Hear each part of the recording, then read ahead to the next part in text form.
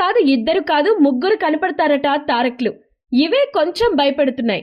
జైలవకుశలాగా hit అయితే బాగానే ఉంటుంది. ఆంధ్రవాలాగా అయితేనే తట్టుకోవడం కష్టం. సినిమా అయితే సీరియస్, అది మాత్రం పక్కా. తారక్ ఫ్యాన్స్ దానికి రెడీ అయిపోవాల్సిందే. ఒకవైపు కొరటాల ట్రాక్ పై టెన్షన్, మరోవైపు సినిమా క్లిప్స్ చూసి ఆశ. ఇలా ఊగిసలాడుతున్నారు తారక్ ఫ్యాన్స్. దేవర పాన్ ఇండియాగా వస్తుండడం, అది కూడా 2 పార్ట్లు కావడంతో ఫ్యాన్స్ గట్టి ఎక్స్పెక్టేషన్సే పెట్టుకున్నారు. ఈ ఎక్స్పెక్టేషన్ ఏమాత్రం తగ్గినా దారుణంగా దెబ్బతినే అవకాశం ఉంది.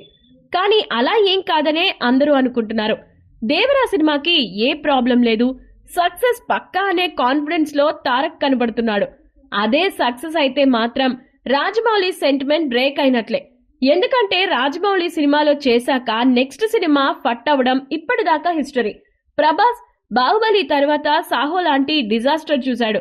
మరో 2 ఫ్లాప్ల తర్వాతే సలార్తో హిట్ కొట్టాడు. ఇప్పుడు తారక్ RRR తర్వాత చేసిన సినిమా దేవర.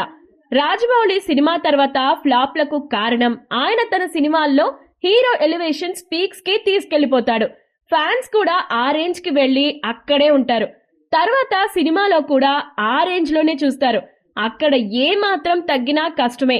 అదే ప్రాబ్లం. కాకపోతే RRR తర్వాత చాలా గ్యాప్ వచ్చింది.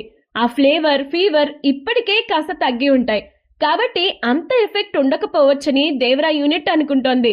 కాకపోతే ఈ సినిమాకు ప్లస్ పాయింట్ ఏంటంటే అందరూ టెన్షన్ గానే ఎదురు చూస్తున్నారు. సినిమా ఎలా ఉంటుందా, అంతేగాని సూపర్ గా ఉంటుందని ప్రిపేర్ అయ్యి లేరు.